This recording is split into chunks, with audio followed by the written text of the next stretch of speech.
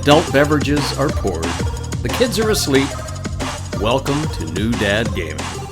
It's a show about fatherhood, gaming, and new fathers figuring out their gaming lives.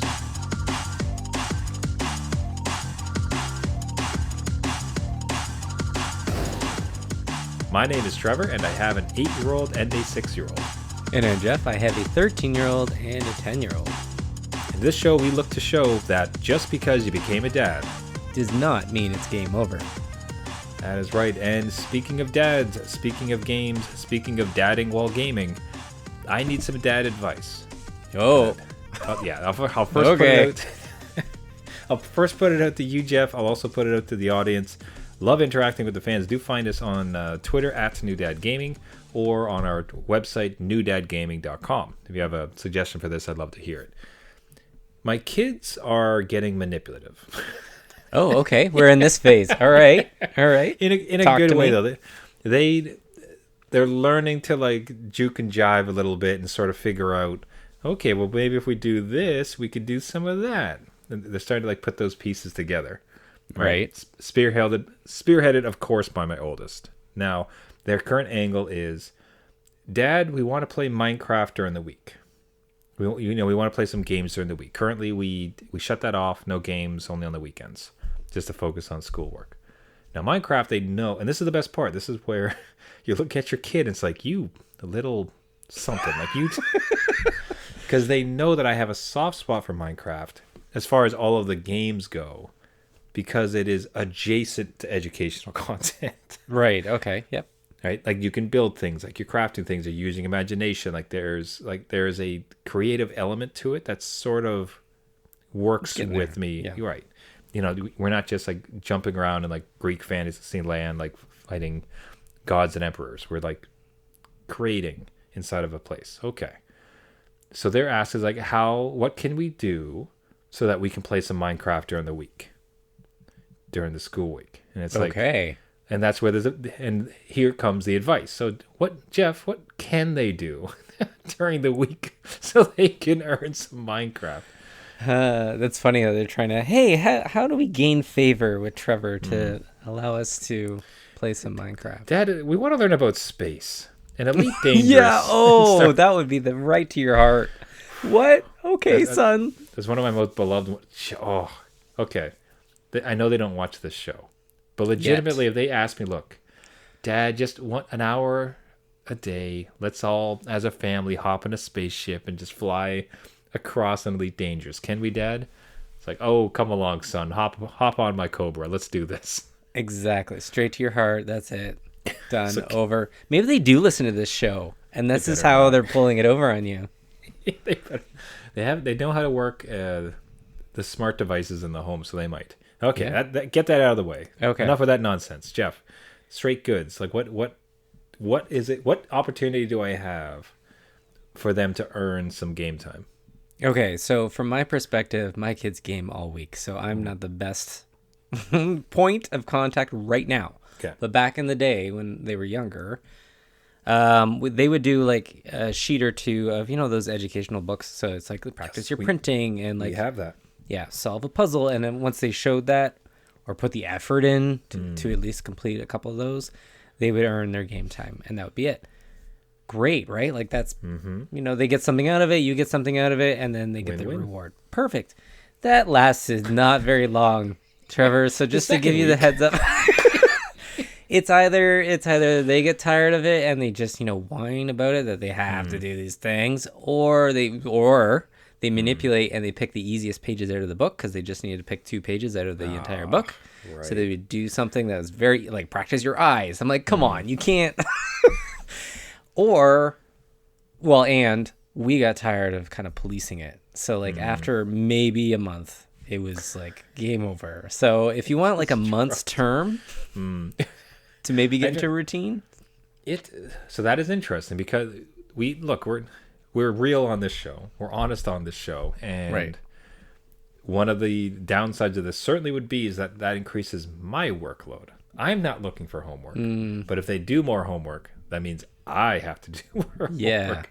Yeah. So I am curious about, it'd be something to try, but that's very good. That's like, okay, be aware of this.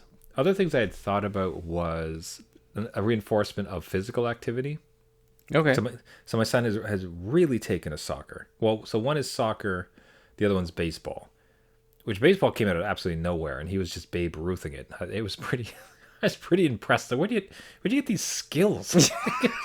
Like, this Picked him off the street, Dad. Don't worry about it. Playing stickball with my boys. Like, all right. Anyway, so again, that was one of my head turning. It's like, all right, fine. Go to the park, 30 minutes of practice. Like you, tee up the ball, practice, hitting that for 30 minutes. You dribble, do some activity. Now, this is something that they ask me to come and do sports with them on the weekends sometimes, which is one of my favorite. I love doing it. It's absolutely a blast. But I do think in this case it'd be maybe I'm working or just preparing dinner or something. All right, to the park, 30 minutes, kind of an honor system, I figure, just so kind of to lessen our workload. Well, because otherwise, again, it's if I'm practicing soccer 30 days a week, 30 minutes a day, again, we've just kind of we've reached the purpose of this. Yeah. So I'd thought about the physical part of it. I don't know if that kind of holds water for you. Is that a decent angle? I think that could work. And again, this is all when I was doing this with my younger kids. Again, they're older, so it's game over there. But when I was younger, we hadn't reached COVID levels of remote work. So they had aftercare programs. So by the time they got home and we got, in the door, it was 5:30. And then we have to cook supper. And they're going to bed at 8 o'clock at that age. So we just said, again, in the beginning, that homework sheet, maybe you do the park or something, but you know what? You've had a long day. Here you go. But if you have the time, if they're getting home at 3:30 at the end of school day or whatever, and the sun is still out, I know it's getting close to winter, so maybe the park will be gone in a month, but or some other thing in the basement that they can practice something. But just keep that in mind. It's an interesting dynamic you mentioned because and I suppose other dads would relate to this, but last year, because of COVID, our after school care had disintegrated, and they just didn't bring it back post COVID. They just nope, we're not gonna. I kind of like not doing it, so you're not getting it. You know what? We kind of like not having kids here. So in the case, they were last year they were arriving at home 2:30. So it's just okay, that would have been better timing to do it. Now at this point, they did bring back aftercare at this point, and they go directly from school there, and now we pick them up 5. So much like yourself, it's 5:30, and the sensitivity I do have is that we've watched them at the program, just that we got kind of a sense of it. It is hands-on. They're doing some coloring, they're doing some sheets, they're running around, they go to the park. In fact, the place they're at has a pool and a skating rink. Oh, wow. Oh, my God. They're living it up. Yeah. So even now that I can discuss, the physical part of it, that's a big day. So they went to school, they had recess, they played for 2.5 hours at this aftercare. Maybe the physicality part, physical part of it isn't necessarily a winner. Yeah, you want them to kind of come down and decompress too, right? And have exactly. I don't know. It's kind of up to you to feel it out, but maybe it's not 30 minutes. Maybe it's just, hey, do something, maybe clean up your room first. And then you can do something, or a small chore. Okay. Yeah. Chore. Okay. So this is some good angles. So if the scenario was different, physical exercise sounds good. Homework, or just math sheets, or something academic, or helping out around the house, doing some chores. Win. Everybody's got some angles. Very good.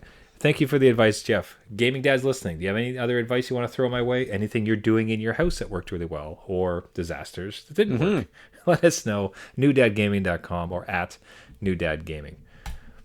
Exciting. Somebody had been doing their homework, and specifically Blizzard, with trying to... Can we just hold on this transition? That was amazing. I love it. It started rocky, but then I found a thread, and I weaved a beautiful dad sweater out of it. I love it. Yes. Anyway, okay. Anyway, so the Blizzard's been doing their homework. They've been listening to the community. They had a live stream as we are recording, just like today. On the last show, we had actually mentioned Diablo 4 kind of fell off a cliff. Things weren't great. So, and the two markers of which we put it on. Now, I dropped the game in favor of Starfield. not for any upset reason. It's just like, all right, this has been great. I enjoyed it, but now I'm going to play Starfield. So my not playing it wasn't a vote one way or the other. But the two numbers that we did use to quantify this, the fact that Diablo 4 seems to have fallen off a bit, was the Twitch numbers were dismal. Nobody was streaming this game. So you're supposed to have all of this seasonal content, all this end game content, and Diablo 2 was like 5 times what Diablo 4 was. So everybody had jumped back to like the couple decades old game instead. In addition, I joined the Diablo 4 Reddit, and just the tone, unbelievably negative. People were really upset. Enter into Blizzard. Okay, so now they just had this big event and announced it. For the purpose of this show, I went to Reddit and tried. I'll bring up one of the posts that kind of discuss what they talk about. Right. And listen to this hot nonsense. See, I would like to know if anybody in the crowd even understands what the heck is coming out of my mouth. So high points and low points from the stream, season 2, post from Reddit. Rogue exiles like PoE are coming to D4, unclear when they drop. Loot explosion or craftable currency. Like PoE, there's now endgame boss farm tracks. Hell tides get you currency to summon Gringor. Whispers get you currency to summon Varshan. Nightmare dungeons get you currency to summon beasts below. Specific cosmetic and unique loot items. There's also some kind of hunter's board we can turn into currency for specific. It just, what is this? Like, I've caught nothing. The best part is like I first read it, and it's like PoE. Like I read it as Poe, right? As in like. Do you mean the Kung Fu Panda, like Poe? Like, is this the epic crossover we're having? Like, Kung Fu Gaming Dad coming out there, right. yeah. But you came to connect the dots. That's actually Path of Exile. I hoped it was, and I think it is. Right? I think that's where we came to the conclusion. So anyway, so my intention was, okay, I'll read this and we'll be able to like see it. I got no goddamn idea. No. What the updates? What I can say though, much like the previous one, is a conversation around it on the Reddit is cautiously optimistic. A lot from the summations that I'm reading, it's like, and literally like that's some of the posts is like, guys, I'm cautiously optimistic that this is going to be fun again. So you have started to see the turns. Like, okay, I like what they announced. I'm kind of excited for it. We'll see when it comes out. I'm hopeful, which I think is good. Yeah, I think that's good too. It's kind of that same Blizzard roller coaster, right? They launch everything to great fanfare. Something's wrong in it. And then all of a sudden it's turned into like this underdog that can come back again. People are like, let's do it. Diablo 4 lives. The best part, I remember that as punishment for Diablo 4, and it just speaks to the kind of silly nature of gamers in a way. As punishment for Diablo 4, folks were going back to Diablo 3. And they're like, yeah, you see this? Like, this is a good game.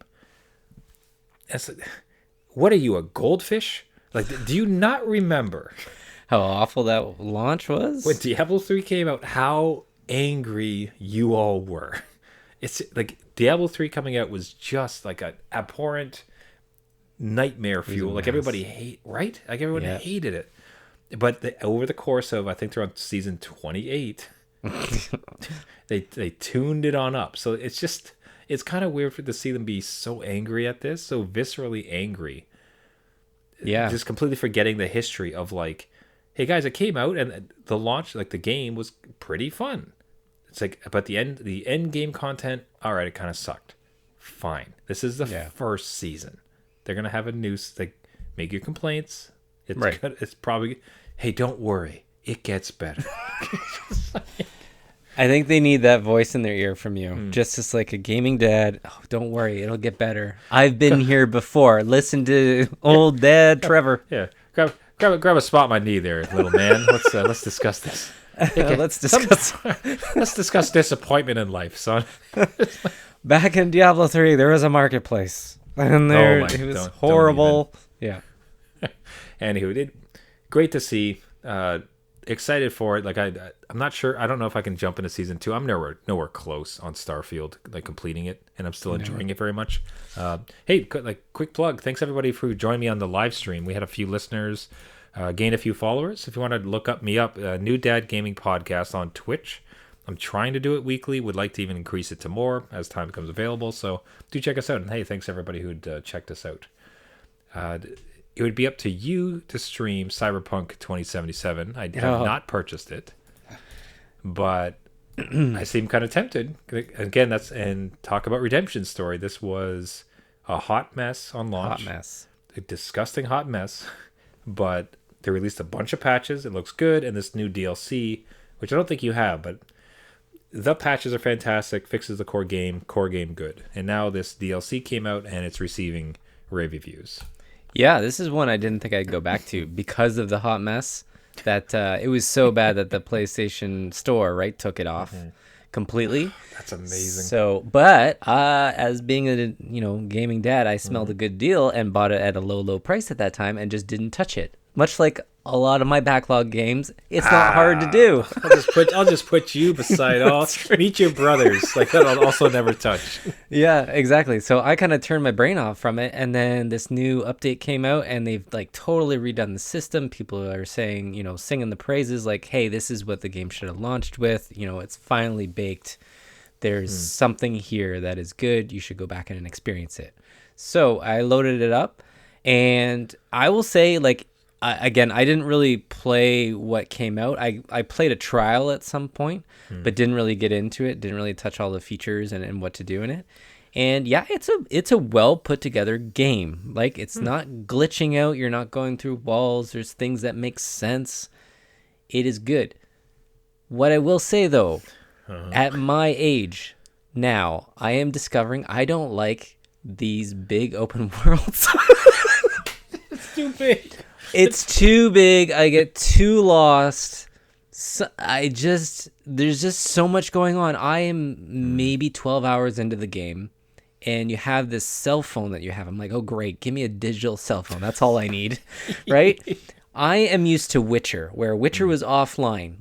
Geralt didn't have a cell phone. You ran by quests, and you could help him if you wanted by the screaming people. This one, you get cell phone calls all the time and emails and text messages. No, seriously? I have 3 screens full of just, I don't know what's a conversation anymore. I don't know what a quest is.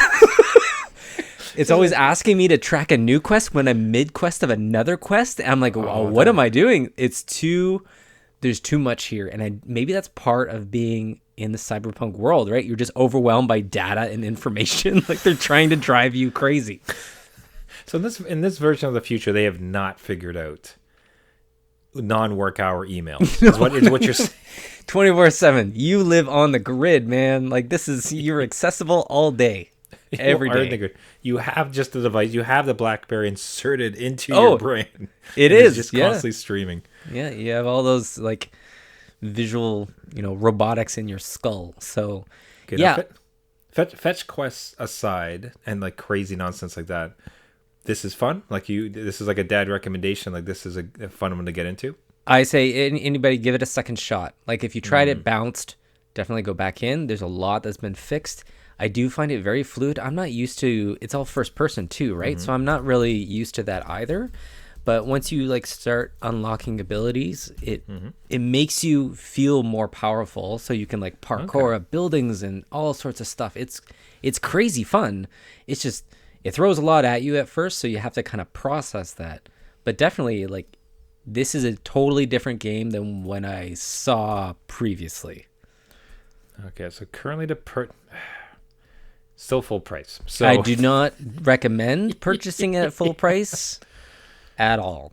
This was, I think I paid $19.99. You remember my magic number, which is $29.99? Yep. This was lower than that, so I bought it to understand where it was going to be, hopefully it was an investment. So I wouldn't buy it at full price. I would definitely wait for a good sale. So you bought low, played high. That's right. Yeah, very good. All right, so the recommendation, I'd be interested in stepping into it. I've obviously seen a bunch of videos of it. It looks like a cool world. I don't want to say it's different than Starfield, of course, but Yeah. in some ways it has that kind of Bethesda feel, as far as a lot of interactable objects and like multi quests and branching story. Like, you know what I mean? Like there is a literally when I just right now live on stream, I checked the Steam page to see how much does it cost. Yeah. And it said, "Hey, you played Fallout 4. You might enjoy this game." Oh, well, yeah, there Right? you go. So like there's those crossing. For that reason, I think I'm going to be a little bit tired of such a game once I get done with Starfield. But Yeah. okay, good to know. It's a nice redemption story. I think so. We can only hope for such a Cinderella story for Diablo 4 as well. That's right. Yeah. Did want to mention it.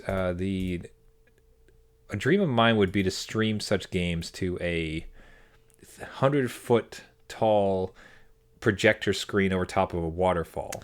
Oh, okay. Yeah. And virtual reality could do such a thing. And some of the announcements with the Quest 3 just came out. Okay. New to launch device, and one of the most notable things for myself was we'll talk about the device for a second, but the segue was they announced that Xbox game streaming was going to be native for the Quest 3. That's interesting. Which is just like damn, like come on, like I own the Quest 2. I don't want to buy another one. I don't know what on earth I could sell my Quest 2 for. Like it's probably like 150 at this point or 200. You know what I mean? Like it's not going to be going for much. And it, while to speak of the rest of it, slightly more comfortable, slightly more powerful. It has good pass-through mode. So if you've ever put on a Quest, have you ever put on a Quest 2 headset? I don't think I have, to be honest. Interesting. Yeah. You would appreciate that. For any gaming dad who hasn't, it's I was gonna say, like, well, obviously you've tried a PSVR. It's like just like Obviously, that's where we're coming from. Yeah. given the sales number, no, it didn't. Right. The biggest jump for me was like the PSVR was amazing, like the first like foray into it, but it was a camera, it was this big, like massive bulky helmet, it was cables flying everywhere, it was set up, it was like complexity, just like complexity unbound, but the technology was there. The Quest 2, when I first put it on, it is just the face thing. You just take this little white box, you slam it on your eyes, you're in VR, and it's quite good. Like that'd be the way to put it. It's like, wow, this is like really fun, this is interesting. The Quest 3, it's about the same weight, it's about the same size, there's not any real benefits there. But what they have is pass-through. So in the Quest 2, you could do pass-through, you could like tap it, you'd be able to see the room, but it's like this grainy black and white, really kind of hard to see. The Quest 3 has almost... Some of the reviewers said they actually forgot they were wearing the helmet.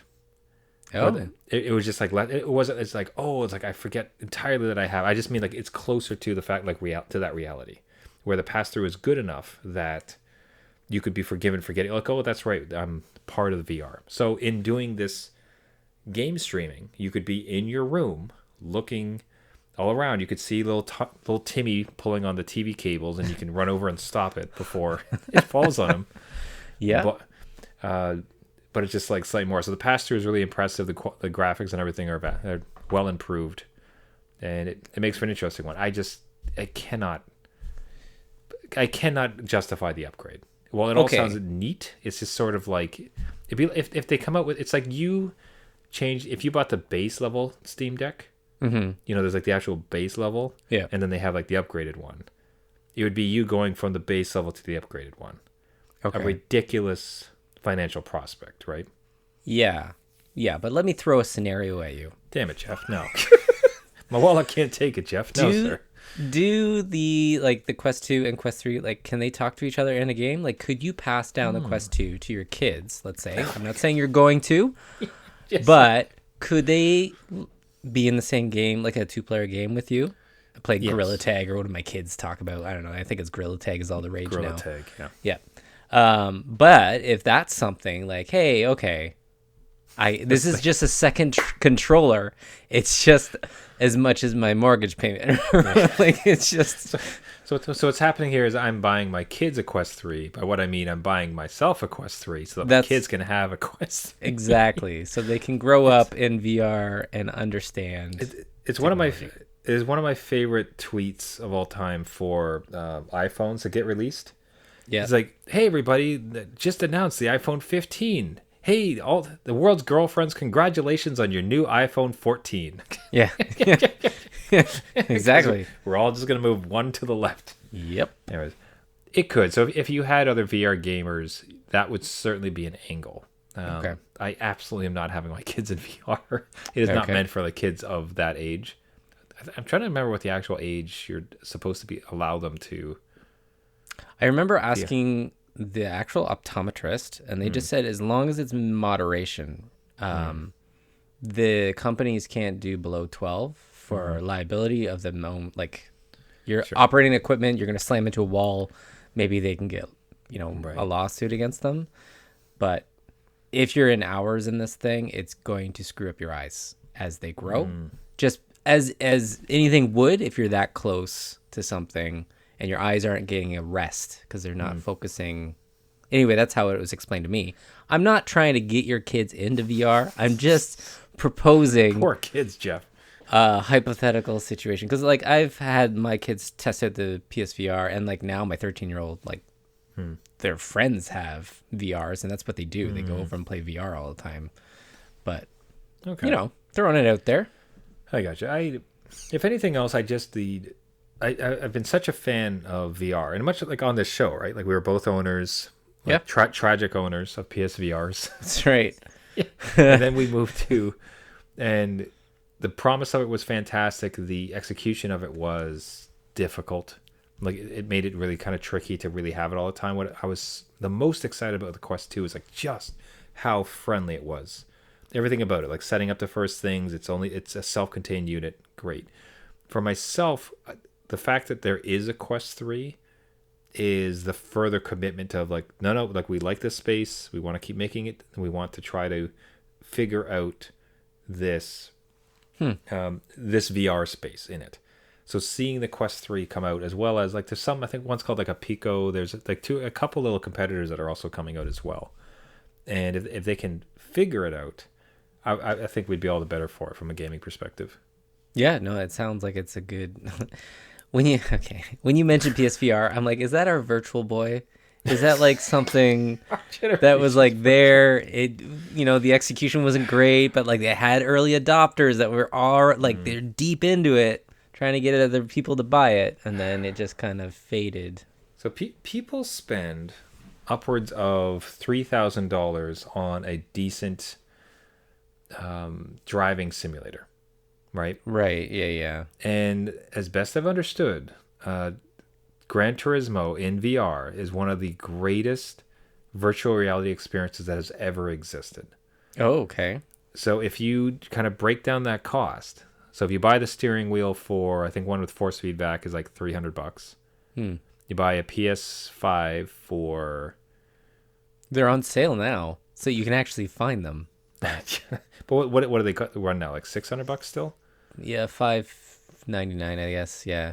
Okay, Canadian. We'll call it six. So we have 300, 600, and then the PSVR unit itself. Like is that another 600 at this stage? Yeah, it is. Oh, God's sake! Yes, it is, Trevor. That's so hard to recommend. It is because it is quite an investment, right? Just to even get up to something that you might want to play, and then add games on top of that. Which in Canada they're $90 now for any new release. Oh, plus the game of it. Okay, so we are within the 2,000 range. Yeah, pretty quickly there.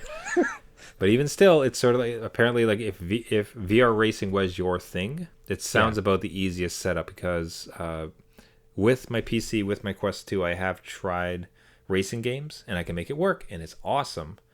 But the hassle, the hassle is crazy, as opposed to I think the PSVR would have a bit more first party, simple version of it. Yeah, so, no, that's good. That's good.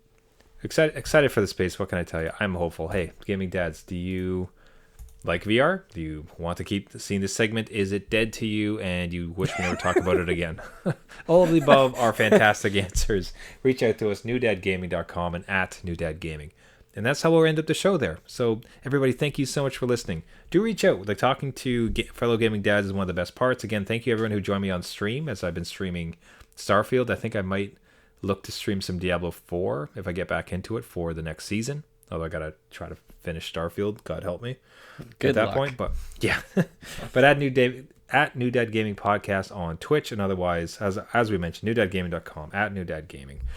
Really appreciate it. This podcast itself, if you liked it, you can find us on all the major podcast networks: Caster, Google Play, Spotify, iTunes, anywhere where you get your podcast. Search newdadgaming.com and subscribe. Even better, if you can beyond the subscription, if you can leave a rating and a comment, really helps boost the signal, gets this message out to other Gaming Dad VR enthusiasts, so we can spread the word and keep that poor segment alive. That's right. Everyone, thank you so much for listening. My name is Trevor. I have an 8-year-old and a 6-year-old. And I'm Jeff. I don't have a Quest 3. Maybe one day. Trevor put it in my mind. If I buy a 3, maybe that's the left move. I'll give you a 2. Maybe that's the 2. Okay, you heard it here first. I do have a 13-year-old, a 10-year-old, and possibly a Quest 2. We'll see. We'll see. We'll see how the ad dollars roll. That's right. All right, thanks everybody. Remember, just because you became a dad Does not mean it's game over.